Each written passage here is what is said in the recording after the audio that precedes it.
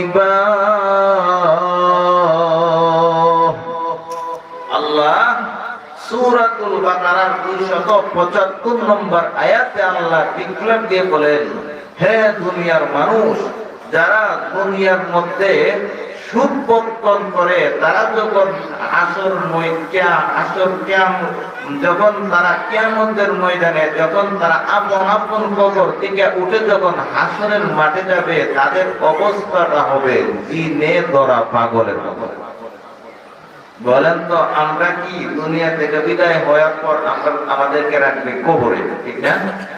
এই কবরে রাখার পর যখন আমাদের কবরে থাকা নির্ধারিত সময় যখন শেষ হয়ে যাব, তখন আমরা সকলেই আপন আপন কবর থেকে আমরা উঠব। অর্থাৎ যখন কিয়ামত সংঘটিত হয়ে যাবে, কিয়ামত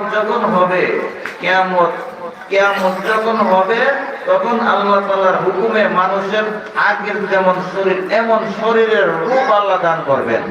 এই আপন আপন শরীর নিয়ে মানুষ কবর থেকে উঠবে। এই কবর থেকে ওঠার পরে মানুষ সকলেই হাসরের ময়দানে দূরত যাবে। কেউ কেউ যাবে হেঁটে যাবে, কেউ সোয়ার হয়ে যাবে, কেউ চেহারাদা বধ করে যাবে। তদ্রূপভাবে যারা সুদ বক্ষণ করে তারাও কবর থেকে হাসরের ময়দানে যাবে।